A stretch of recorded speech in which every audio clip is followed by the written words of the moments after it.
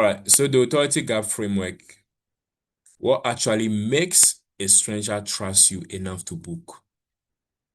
The moment you understand this, you and you understand this deeply, right? So I recommend you listen or watch this whole video, or at least this section of the video over and over. You will know exactly how to deal with your sales and marketing. You will know what will be a waste of time. Before you know what will be a waste of time, you know actually what you should spend time on, right? You know what to spend 80% of your time on. Right? What the place where you spend, right? The place where you spend the most time, right? You know those things. You know what will be a waste of time automatically. That's really what I wanted to send across in this particular session. So we have 5 layers of coaches, right? With that, so 5 layers, and these are things that we can diagnose in many coaches. And most of the time, it's not just one problem, particularly for the coaches that have hit a ceiling. We usually see that it's three or even more than, or even all the 5 layers having the issue. So the authority gap framework. So it diagnoses exactly which layer of trust. So these are all layers of trust is missing between your expertise and the stranger having the decision to book. So where you are now, you know how to solve your ICP problem, your ideal customer profile problem. You know how to deliver the perfect solution to them. That's where you are. You are just waiting for them to hit your bank account with that figure to test you and go like, let's get going. Right? So by between that gap of where you are right now and where exactly they decide to book, where is the missing trust layer? Where's the missing trust layer? All right. So the first thing that must happen is signal clarity. That's the first layer of the authority gap framework. Signal clarity. So the question here is, does your content show who you help and what changes in one glance? Does your content show one, who you help, right? And then what exactly changes from that help? And does it do it in one glance? That speed. So if you are maybe working with videos, for example, is it said quickly, right? Is it said quickly enough, right? The number of words being used to say them, enough the level of clarity in it. What exactly do you help and what changes? So does your content show who you help, what changes in one glance? And then the second level is promise specificity.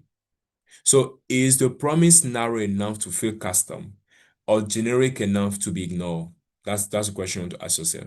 So when people look at what you said you are going to do, what you say you are going to do, right? Does it feel like this is the thing that I really need? Because think about people have a lot of things that they need at all point in time. They have many needs and their money is fighting for all those needs, right? Somebody has 10,000 whatever currency you are using, $10,000. But in terms of needs, they have $100,000 in needs.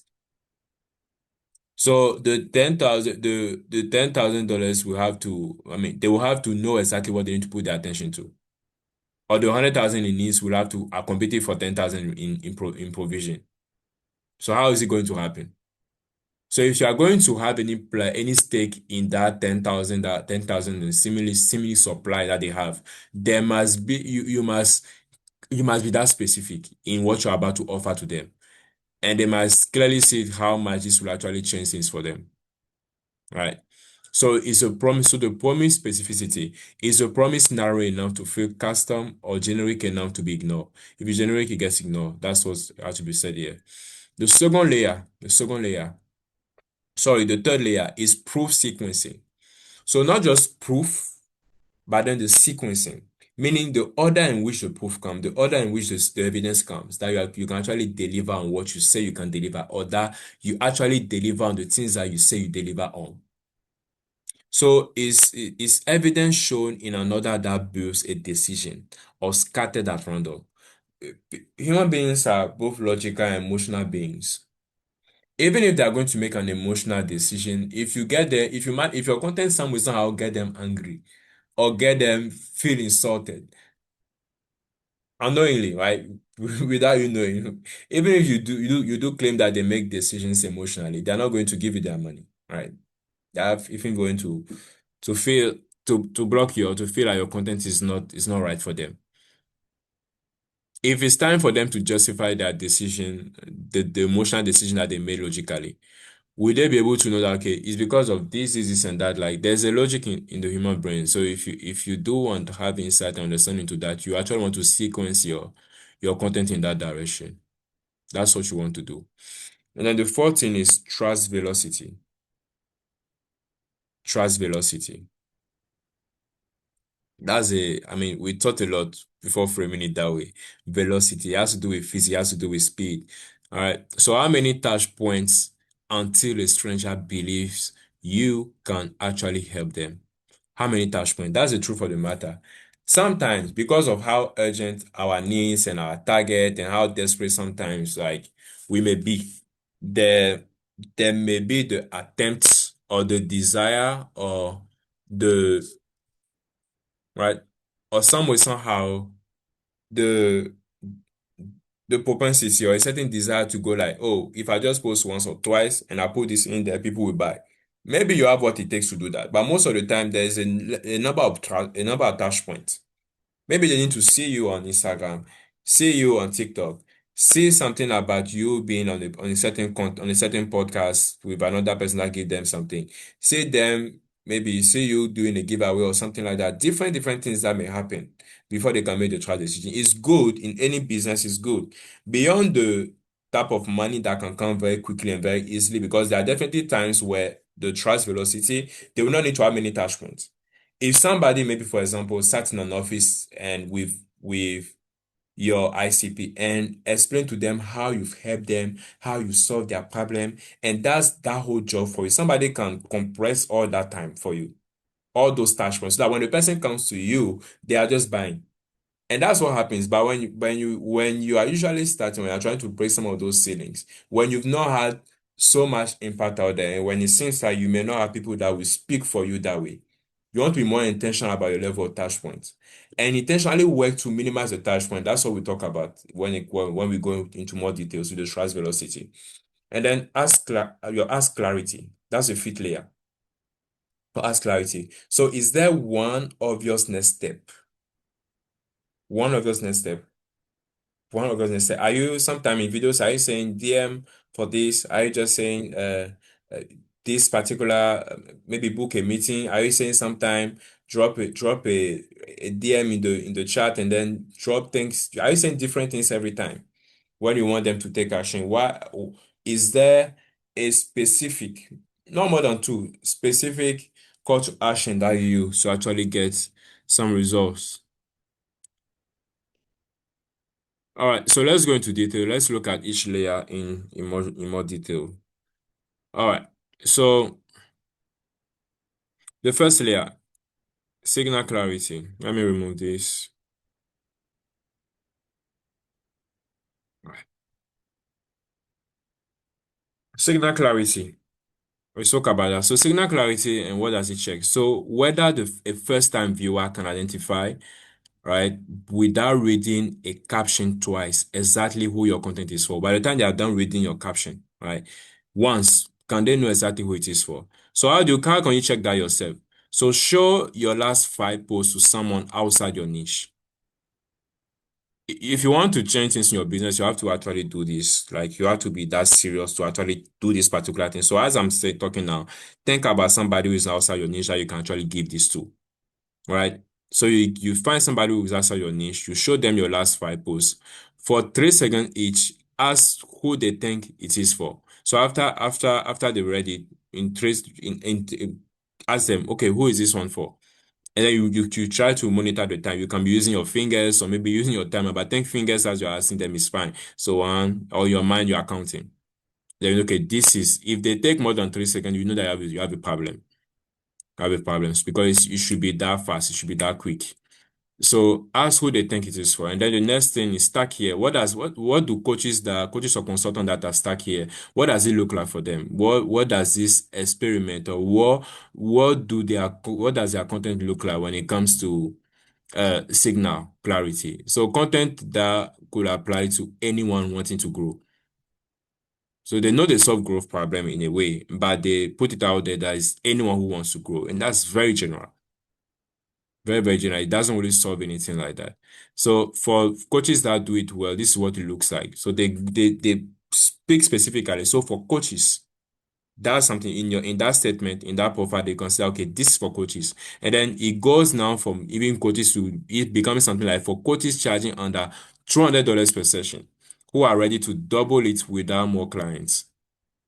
Look at that. Even the amount that those they charge per session is put in there, and tells them, it even goes into telling them a pain point that he wants to take away from them. They want to double it without having more clients. That's even way more specific. So it's clear who it is for. It's very clear. All right, layer number two, promise specificity. Promise specificity. So promise specificity and what it checks. So whether your stated outcomes is specific enough to feel good for one person exact situation. So whether your stated outcome is specific enough to feel built for one person's exact situation. So what you say you want to deliver, is it actually built for somebody's specific situation? Is it like a problem that's faced by everybody in that particular industry, or the vast majority of it feels like it's built for one specific person? I mean, maybe every time I'm saying for somebody now, make it go like I have to to to squeeze, to streamline, to go so deep into the niche, right? That's not what I'm saying. But by the time somebody read what you're saying, they know that this is for them. This is for them. This is what they've been looking for. Not something general. Not also extremely narrow. I'll not go to the extreme. But it has to feel like it's actually for them.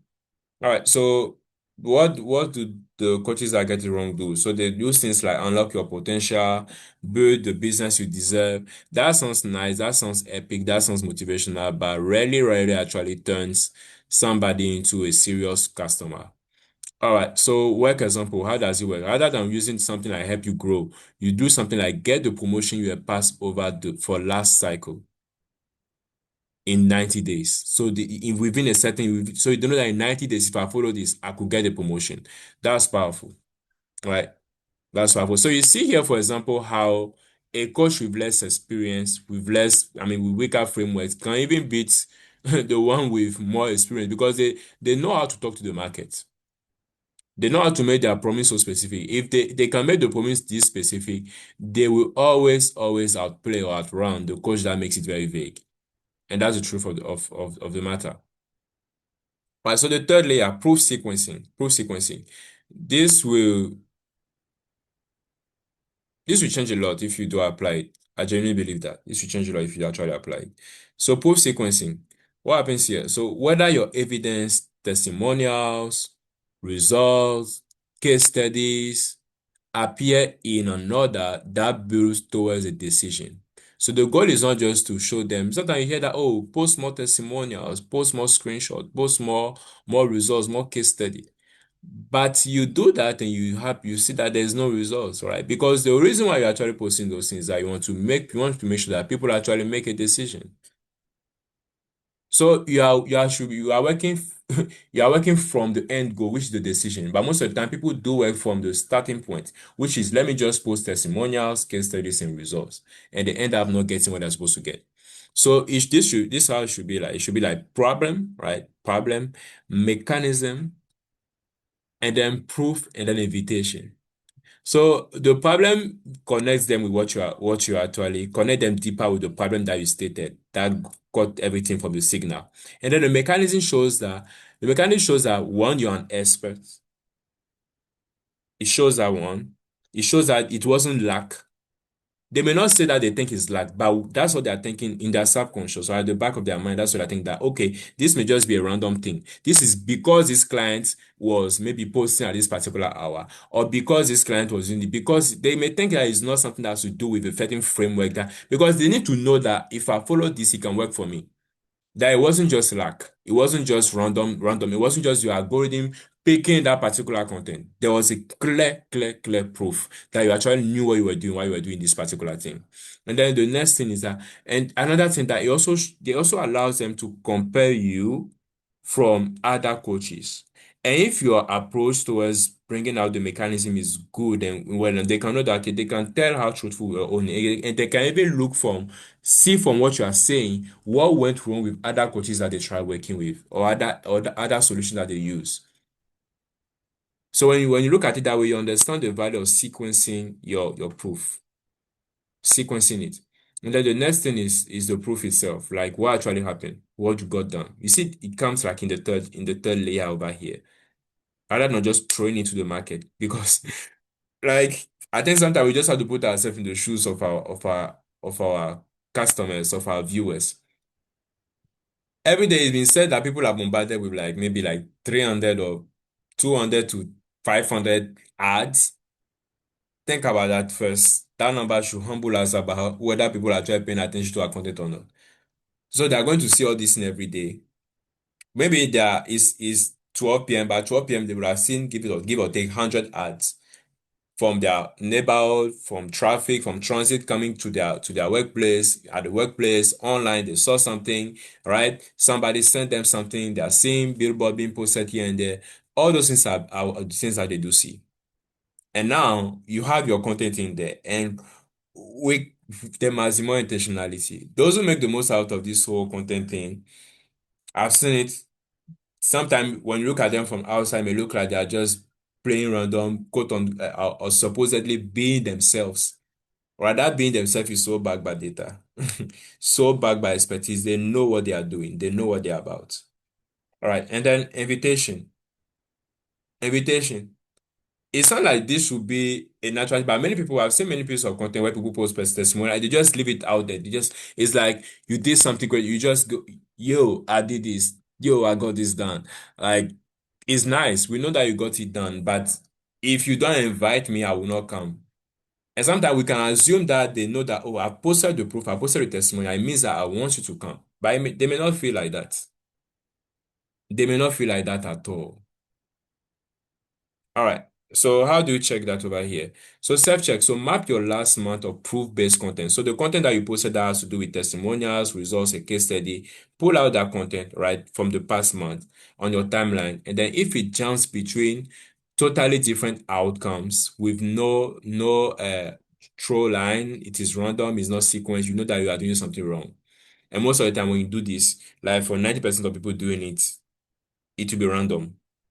I have I know I can boldly say that because it's usually not thought about so much. We just think that by the time we post a testimonial, it means that we've done everything. But the sequencing changes everything. And then the fourth layer, trust velocity. Trust velocity. So how many touch points it takes a stranger to move from interesting to, oh, I believe this person can help me. How long does it take them to do that? Because most of the time it starts with interest. Okay, nice guy, he nice styling coach, nice performance coach. Okay, nice relationship coach. Okay, nice guy. Wise advice. Cool, cool, cool. I like this kind of think I'll follow. Okay, I'll come back for more. And they can be coming back for more from your page and never buy, never book you. Never book you. So the idea of just post more content is so wrong. It's so wrong. All right. So how do you check that? How do you move them from interesting first to I believe this person can help me? That's such a big shift. I believe this person can help me. So they just your content has so gotten into them. They clearly see that you know what you're about, and that means if somebody should say this thing that I believe this person can help me, it means that the person has some way somehow approached or touched their problem as personal as it is. And most of the time, buying something from someone in a market where you see many people means that you actually believe that this person can help you or or solve the problem that you are dealing with. And it will never happen until that person, that expert that you think can help you, has some way somehow tackle your problem. But how does the expert tackle your problem if he's trying to solve everybody's problem? Right? So that particular attention must be given. So self-check. So you ask three recent bookers, how many pieces? of your content, that's what something you can do. So you ask three people that booked recently, how many pieces of your content they saw before booking. They may not give you an exact figure. You can ask them to give you a range. A range is something you can start with. Because many rarely will they you say who is nobody's mind anybody like that much, right? Rarely will they be able to give a very accurate number. So don't expect such an accurate number. So if the but expect a range, or maybe expect like a number of days. They may give an answer a number of days rather than uh a number of posts, right? So be open to that. So if the number is high, inconsistent, velocity is low, meaning the if it's a high number, it takes so many touch points. It means that the speed at which you are getting them, I mean, to feel like then this thing is for me is really, really low, which should not really be the case. And then stack here looks like those who are doing it wrong. What does it look like? So people following for months before ever booking with no clear moments that tip them. So you are sharing good content. Your content is not bad, but there is nothing in your content or at any point in time, regardless of the number of months they watch, that actually makes them feel like, I should listen to this person. Because truth of the matter is, not that you are not even solving their problem, but you are solving everybody's problem. You are solving everybody's problem. And it may sound like a very generous thing to solve everybody's problem, but if you get to understand this thing, right? If you have this thing in mind that from somebody moving from interesting to them saying, I believe this person can help me, you will know that okay, you cannot solve everybody's problem. You cannot solve everybody's problem. So we talk about some of those reasons, some of those deep reasons why we feel like we should solve everybody's problem. We talk about them because they are deeply rooted in our subconscious. And then the fifth layer, ask clarity. And why exactly? We also talk about why exactly all the layers work in one system because some people will try to solve one without solving everything. All right, so the ask clarity. So here we are dealing with whether there is whether there is exactly one obvious next step. Is there exactly one obvious next step every time someone is ready to act? Clarity of the step. And as at a level, the consistency of the step. So there's a step, it is clear, and then at a deeper level, it comes consistently. So self-check. So count the distant calls to action across your last 10 posts and your bio link, right? So which type of call to action do you have across your posts and then your bio link? So more than one competing option splits intent and lowers conversion for all of them. Think about that. So stack here, what does stack here looks like? Those who are getting it wrong, what does it look like? Right. So DM here, DM me in this particular one, book a call, join my list, check the link, right? Many things all at once, but it has to just be one. What works for you? What works for you? And what you want the market to resonate with. If calls do not work so much for you, let them just join your email list or whatever it is. All right. And then why this works as a system, not a checklist. Why this works as a system and not a checklist. Right, so fixing one layer in isolation moves the needle a little. That's the truth. If you're just trying to fix one layer, you are just going to move the needle a little bit. And then the coaches are booking you right now are necessarily stronger on any single layer, right? But they are rarely broken. They are not always, you cannot always say this layer is their strength. You can't always say that most of the time. But what you end up seeing is that they are rarely broken on more than one at a time.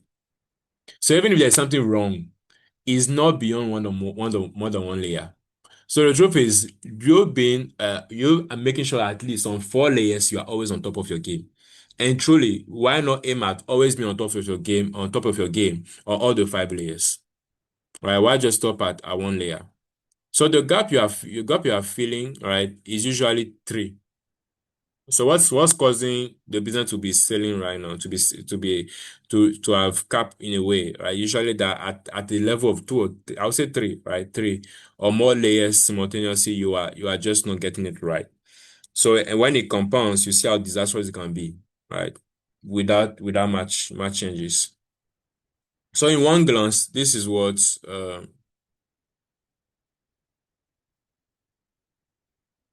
in one glance, this is what the authority gap framework right? It looks like. So you have the signal clarity, who this is for in one glance. That's so they must know exactly that this is for them in one glance. Promise specificity, a narrow, believable outcome. Don't say something impossible to achieve. And then proof sequencing. So evidence that builds a decision. You want that. You want just don't want to have evidence, but know that you are bringing evidence for the sake of a decision. So it must be sequenced in a particular way. And then trust velocity. So touch points to I believe you. So not just them hearing different things from you, but hearing them in the fastest possible way and not having to have so many touch points, right? Minimizing them as much as possible. And there are ways to go about that. And then ask clarity. So one obvious next step. One obvious next step. So when they think about your brand, they even know what they need to do next. Even when they're not your content and then they face a problem, they know the exact thing they have to do to get closer to you. Get closer to you. The first thing may be just getting your email list, maybe just booking a free call. But they have in mind one clear thing. But imagine if you use 10 call to actions. This one here, this one here, this one here, this one here, book my call, join my email list, test S number, do this and do that. It becomes hard. And truly, we must build our content in such a way that we have in mind that people are kind of busy. They have a lot going on in their mind. So there must be everything that we do for them must be so easy to consume. All right. So you already know what to face, and we'd love to help you. We'd love to help you. If you care for that, we'd love to help you personally, help guide you in that particular process. That's what we can provide. All right, and maybe do it for you. Deliver all these changes and get it done for you as well. But again, it's that you have a free call with us to get that done. All right, so this webinar gave you the real diagnostic, not a teaser. So a free 15-minute discovery call is the fastest way to apply the authority gap framework to your actual niche. So we help you quickly get into the application of that and kind of know exactly what you are dealing with. So just an extra stretch from this very webinar. So your actual content and your actual numbers will actually help us with that. All right, so you can check the link in the description to book the call. Right, we would love to hear from you. I would love to see you. And if you do use or apply this in your business and you do have testimonial, you do have a change, reach out to us. We'd love to hear you. That's a way of thinking us. And if it's also your first time here, make sure you subscribe, share this video with another coach, become a member of our community. Support however you can support. That would be great to have with you. Again, if you're just watching a clip, make sure you just watch the entire webinar as well together. And in the next webinar, we'll talk about something also that you want to be part of, you want to know. So why are you posting more than ever and getting fewer clients inquiries than last year? Right? So you did so much more last year. You got so many results, but even this time you decided to post more. Why does it seem like you're not getting more more clients this very year, despite the fact that you're doing more? And I know this type of pain. I've been there. So you know the 5 layers. Now, next what happens is that we go after the volume trap directly. Here we tackle the volume traps in a very slight and random way, discredited it completely, but here we're going to tackle it. So why more content without facing the layers makes the ratio worse, not better, and what to do instead. So here we talk about the visibility verdict, and here will really help you deal with that. All right. Thank you once again for being a part of this. I'm glad you actually enjoyed this, and I look forward to hearing your stories and also hearing from you. Bye bye, and see you in the next webinar.